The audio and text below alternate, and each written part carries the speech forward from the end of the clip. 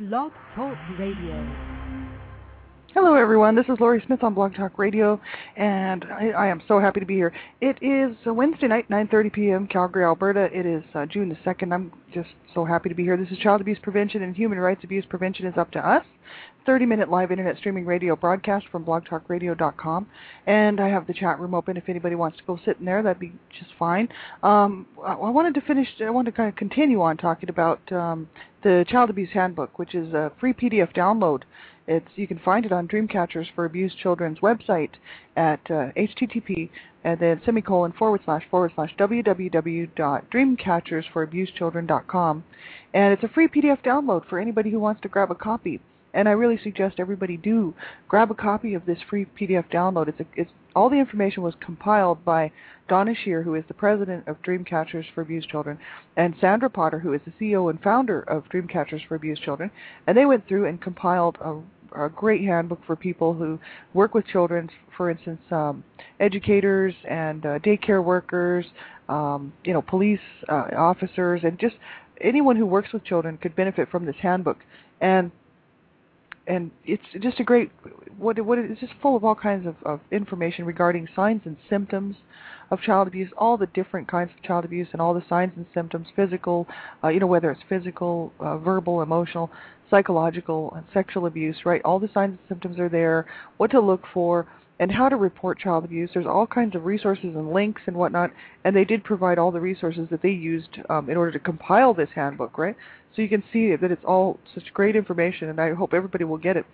Basically, if you read through this PDF handbook, this child abuse handbook, you would have enough information that, if a child came to you and you would have a better idea on how to spot the signs if they were being abused, and also how to report it, and what to look for, right? So that's the whole issue. We want to become educated and aware, and of how to prevent child abuse and how to stop child abuse, right?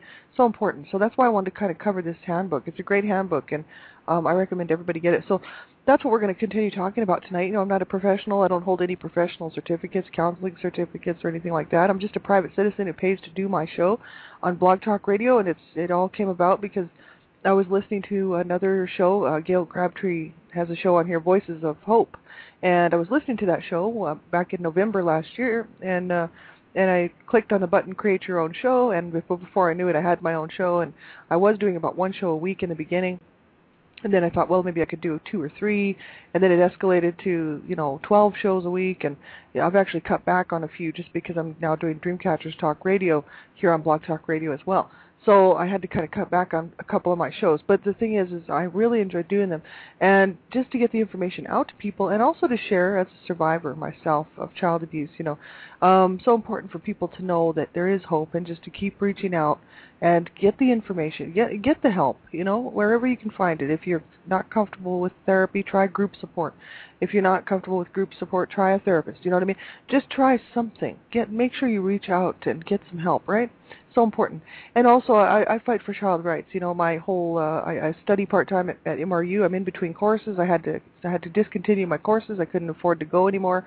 But once I actually can afford to go, I'm going to resume my classes and continue on in international community development, as well as child rights, youth justice, and I'm really going to go all the way with this to fight for child rights and for human rights as well. But I'm mainly concerned with child rights, and that's because children do not have a voice, and they need our voices to stand up for them. They have no protection unless we protect them, and so that's the whole issue, and that's why I'm doing this. And I fight against all abuse, really, for human rights abuses, right? It's just very tragic what our society has always been and still continues to be so abusive, and that's so it's so sad and so wrong, and it's not necessary. It's just not necessary that people continue to live like this, but yet they do. And it's mainly because there's a lack of education and a lot of mental problems and a lot of substance abuse and a lot of societal problems, and really evil people out there who just, in the mix with all this, who create this horrible life for people. And that's the whole issue. I suffered in a family that had a lot of dysfunction and a lot of depression and abuse, and I just thought, I could be one voice out there, one more voice to add to everybody else's out there, to say that this has to stop, and we really have to find ways to fix this in our own communities, in our own homes, And so that's why I'm doing this show. And so, if the topics of abuse bother you, please turn the show off, because you would not be hurting my feelings, right? You have to know what's good for you to listen to, as ultimately you have to be the judge of that. So listen at your own discretion, please. And if you're a young person under the age of 18, make sure that you have some permission to listen to my shows. I really appreciate it, because I fight for child rights. I'm fighting to save children's lives, and that's what I will do until the day I drop. So I ask that you would have permission to listen to anything on this online. There are so many child sexual predators out there trying to get a hold of children. They will use any means that they can. They will trick you. They will coerce you. They will manipulate you, and they will quite often tell you that they are a 14-year-old or a 12-year-old kid just your age who wants to meet after school and go hang out and rollerblade or skateboard or whatever, right? And go to the mall, and then you meet them after school, and it turns out to be a child sexual predator. It's actually an adult who wants to abuse you and to assault you and could kill you. So that's the whole issue.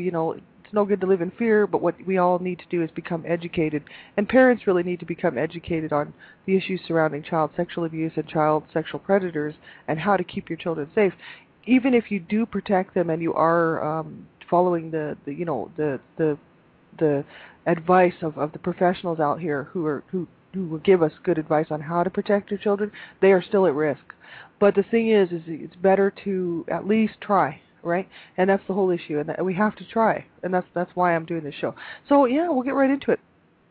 This it's a free PDF download, the Child Abuse Handbook, and you can get it on Dreamcatcher's website. I'll give that to you again. That's www.dreamcatchersforabusedchildren.com, and it's a free PDF download. It's quite large, so I printed the whole thing off, but you don't have to. But you can just go through and read it online, or you can print a copy for yourself if you want. But it's a great handbook, and I just think everybody should know this information, especially if they work with children or around children.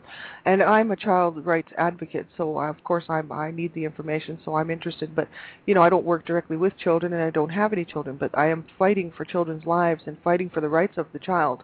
So it's important for everyone to know about this information, right?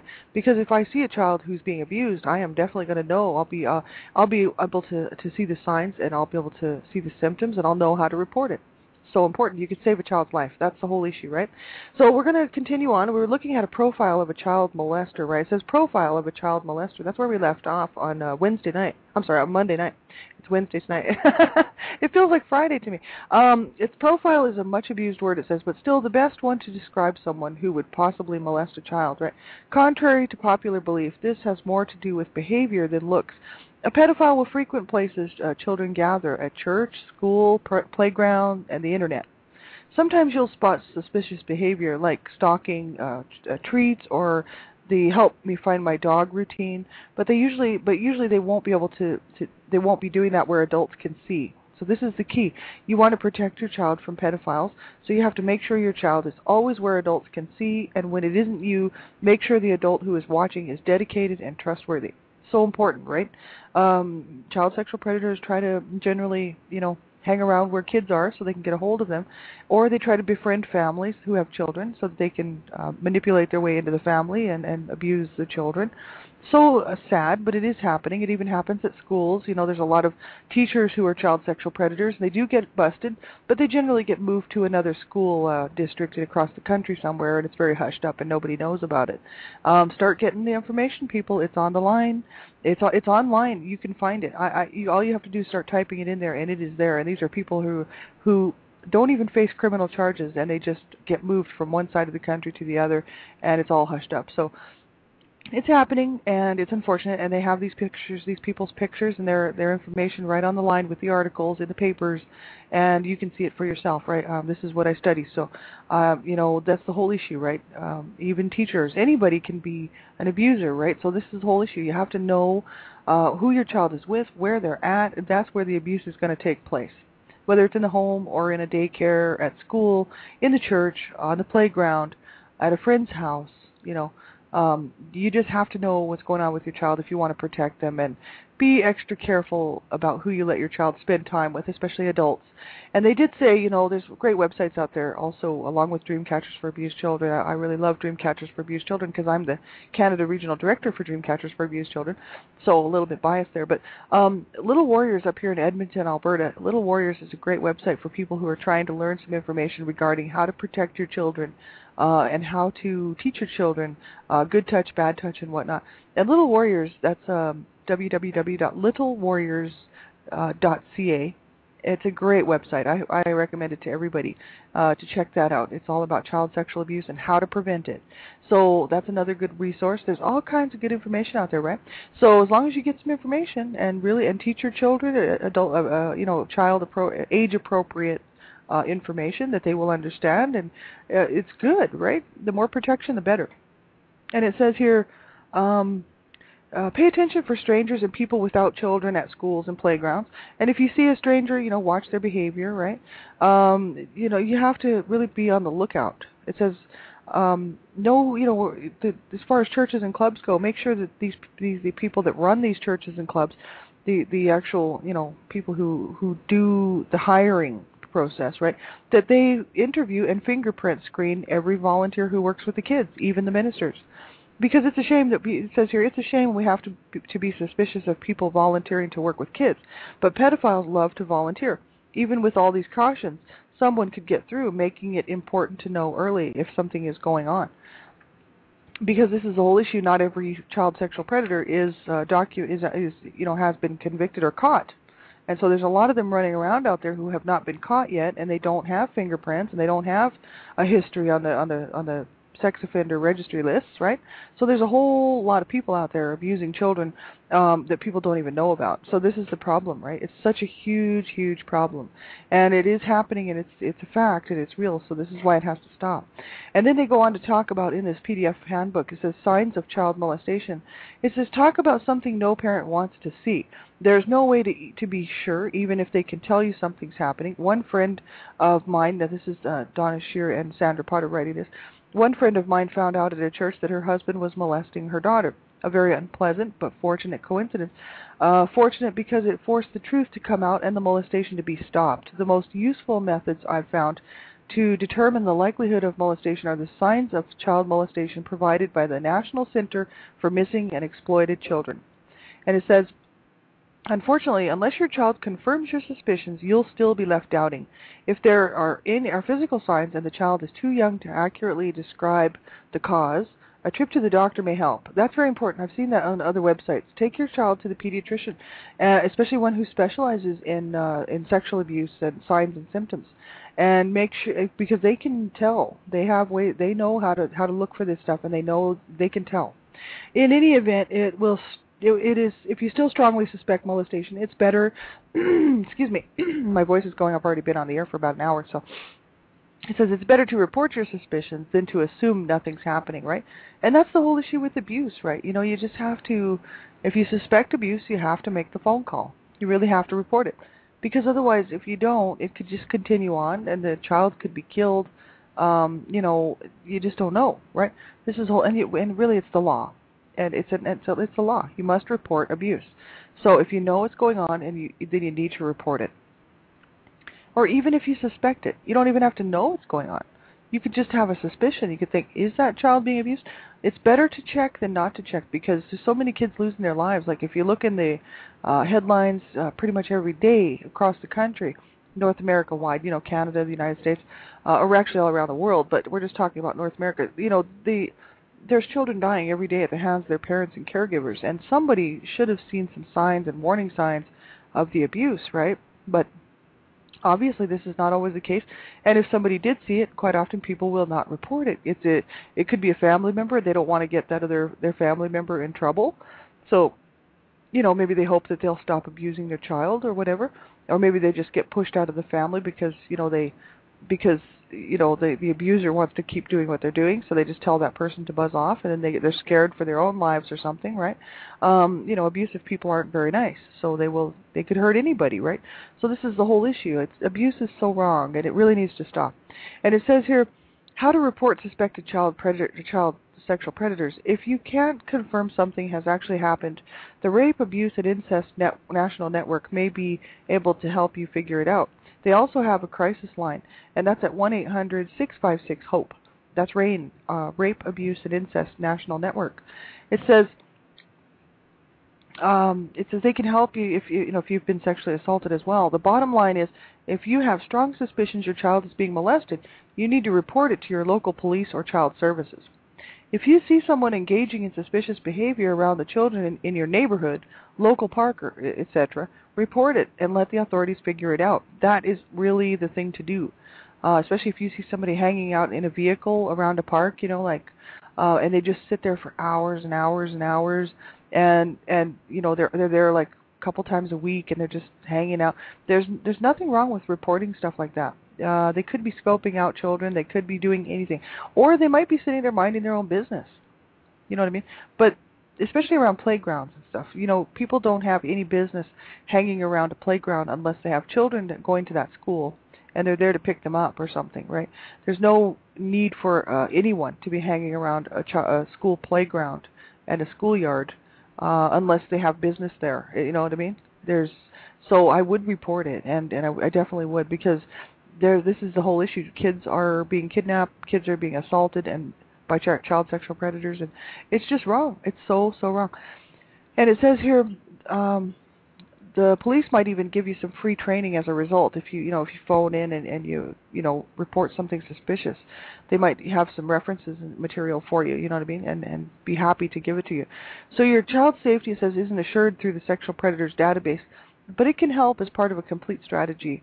And that strategy should also include knowing the profile of a child molester, the signs of molestation, and how to report suspected molestation and suspicious people. Don't assume your child will be safe. The only assurance we have that our children will be safe is from God, and that's what they've written here. So this is the whole issue, right? It's so important, right, to make sure that we are looking out for our children. If you have children, that you are doing everything you can to protect them, online, when they're online, and when they're out, away from the home, that they know, the rules that they need to follow in order to keep themselves safe. Because, man, I'm telling you, there's some sick people out there, and they are everywhere, you know what I mean? It doesn't matter what size of city you live in, if you live in a small town, or if you live in a big city, it just doesn't seem to matter anymore. There's so many really sick people out there, and it's unfortunate. I don't know how they got so sick, but there is some really diabolically evil people out there who are looking to get a hold of children. So that's why it's so important to educate yourself. The FBI has a great website. I really like it, and I don't go on there every day, but I do check it out periodically. They have really good information on how to keep yourself safe online for parents and for children, and how to keep your family safe, from online issues, and it's just some really good information. So I would check that out if I was you, the FBI's website. It's great. And it's also great to see what they're doing to bust people, to bust up these child pornography rings, and to bust up the the child exploitation that's going on, the child sex trade. They're really working, hand in hand with the different agencies down there in the United States to really stop this. And I love to see the work that they're doing, and it makes me so happy because at least somebody's working to try to stop this mess. You know what I mean? So, yeah, it's a great website. The next portion of this PDF is called Verbal Emotional Abuse Signs, right? Emotional abuse, the National Center on Child Abuse and Neglect defines emotional abuse as, quote-unquote, acts or omissions by the parents or other caregivers that have caused or could cause serious behavioral, cognitive, emotional, or mental disorders. In some cases of emotional abuse, the acts of parents or other caregivers alone, without any harm evident in the child's behavior or condition, are sufficient to warrant Child Protective Services intervention, CPS. For example, the parents and caregivers may use extreme or bizarre forms of punishment, such as confinement of a child in a dark closet. Less severe acts, such as habitually scapegoating, belittling, or rejecting treatment, are often difficult to prove, and therefore CPS may not be able to intervene without evidence of harm to the child. The American Medical Association, AMA, describes emotional abuse as when a child is regularly threatened, yelled at, humiliated, ignored, blamed, or otherwise emotionally mistreated. For example, making fun of a child, calling a child names, and always finding fault are forms of emotional abuse. And that's what I suffered in my home, a lot of emotional abuse and a lot of verbal abuse, right?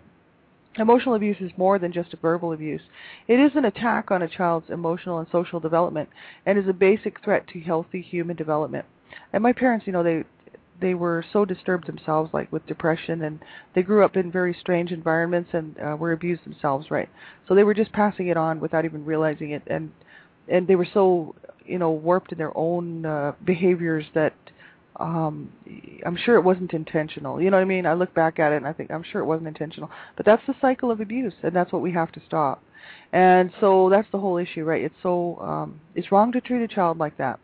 So if you see a child, if you know of a child who's being belittled all the time, their parents are rejecting them, or just making them the scapegoats, it's always your fault, or if you weren't such a bad kid, then you wouldn't be in trouble all the time, or things like that, or calling them names, threatening them. That's another one, and our parents were threatening us quite often with all kinds of things, you know what I mean?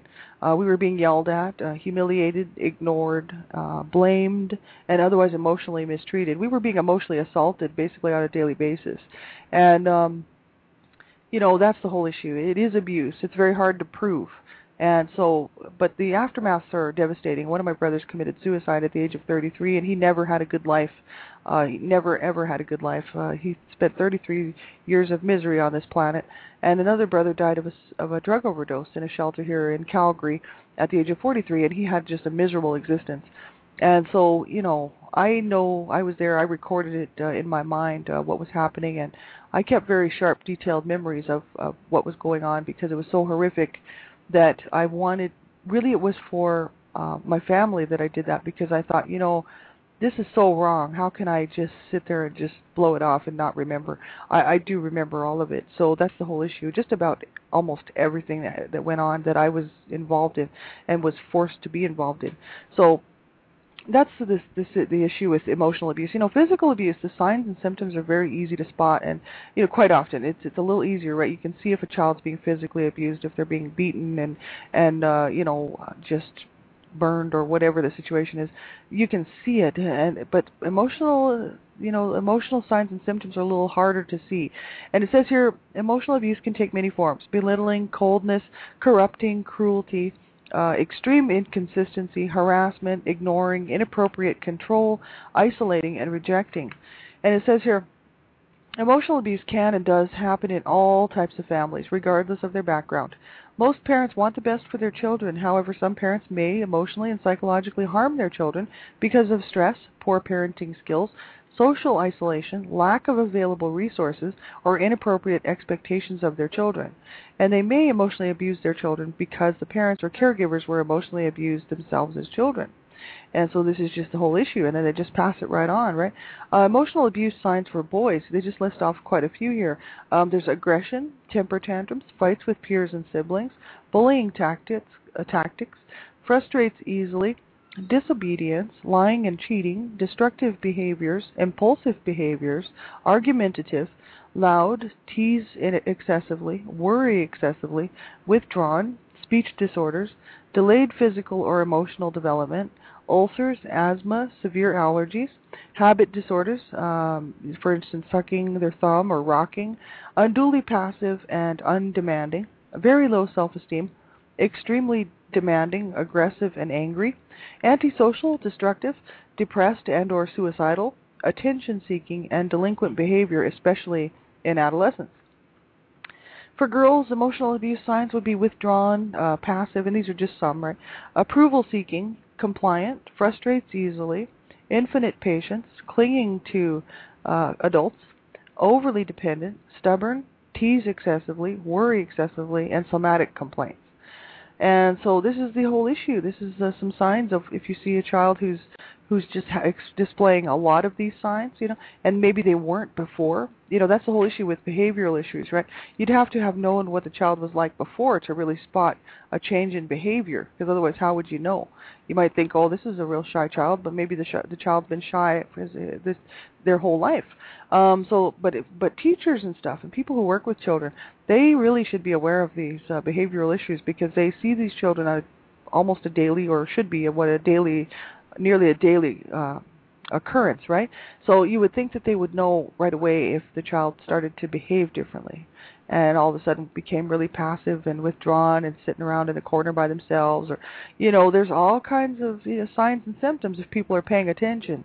They might be excessively worried about what's going on at home, and that's a pretty good sign. If they never were before and they were just all happy-go-lucky and everything was great and all they wanted to do was play with their friends and have a good time, and then all of a sudden you find that their behavior changes, that's a huge sign for abuse going on. Something's going on in the home, and maybe it's not abuse. It could be that maybe family's having a hard time, and possibly someone has some health-related issues that's causing stress in the family. You just never know what it could be. But the whole issue is you want to investigate it. You do want to talk to the child or phone the authorities and just make sure, right? If you suspect abuse, you have to do the right thing and make the phone call, because you could save these children, right? That's the whole issue. We have to be their voice. We have to be the ones to do it, because they can't do it. So, and they say there are types of neglect. This is the next one. The definitions of neglect include physical neglect, child abandonment and expulsion, medical neglect, inadequate supervision, emotional neglect, and educational neglect by parents, parent substitutes, and other adult caretakers of children. And neglect signs are abandonment by parent or caregiver, unattended medical needs, consistent lack of supervision, consistent hunger, poorly dressed, poor hygiene, lice, distended stomach, poor social skills, indiscriminate with his or her affection, and pale, listless. These are some of the signs, right, of neglect. Begs or steals food, frequently absent from school, falls asleep in class, displays fatigue, and self-destructive. And that's bad. Neglect is huge, and neglect is a huge problem. People don't talk too much about neglect. It's mostly child abuse. Neglect is child abuse, and neglect is a real problem in a society today. A lot of people think, oh, well, the poor kid, he's just neglected, so he's not really abused. He's just neglected. Well, it is a form of abuse, because the parents and caregivers cannot provide what that child needs. To have, to be healthy, to be whole, to grow up in a proper way. You know what I mean? So it is a huge problem, and you do want to report it. They can.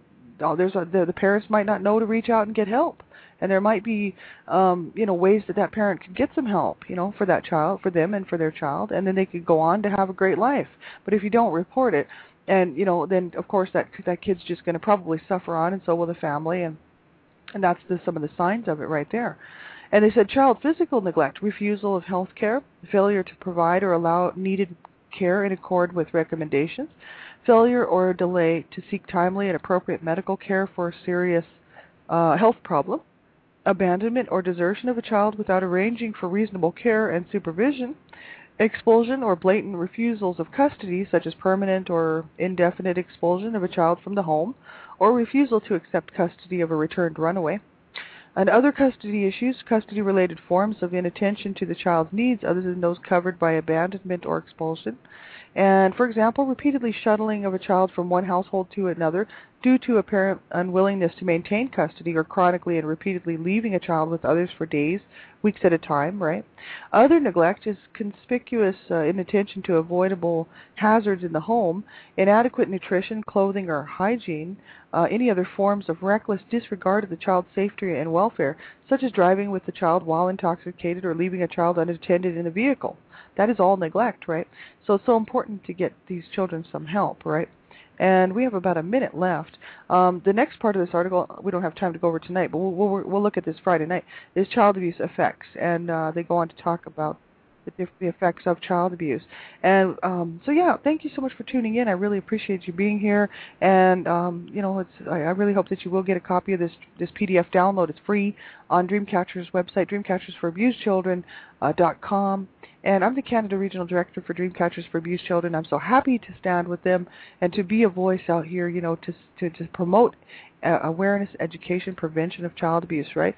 So I really appreciate all your support. I thank you so much for your friendship. And we have tomorrow night on Dreamcatchers Talk Radio, we have Elizabeth Brawley. She's going to be talking about the issues surrounding stopping child pornography. And this is such a huge problem in society today. And it's the issue with the online child pornography. And there's the FBI is trying to bust these people, but it's so hard. And they are making, some steps, and they are making some progress, but they still have a long way to go. And so that's what her show topic for tomorrow night, and I really hope you will tune in. 10 o'clock p.m. Eastern Standard Time at http www.blogtalkradio.com/Dreamcatchers. And you can catch her at 10 o'clock p.m. Eastern Standard Time. I'll be in a chat room for sure. I'm going to be there as I want to hear what she has to say. And so I hope you can tune in. I'll be back on Friday morning with one child abuse survivor to another at 6 o'clock a.m. Mountain Standard Time. So have a great night, everybody. Take care of yourselves, and we'll be seeing you soon. If you need something, get a hold of me on Blog Talk Radio. If I can possibly help you find information or resources, or just need somebody to talk to, or if I can help you with anything, let me know. I'm on Facebook and Blog Talk Radio. Have a great night, everybody. Take care. Bye-bye.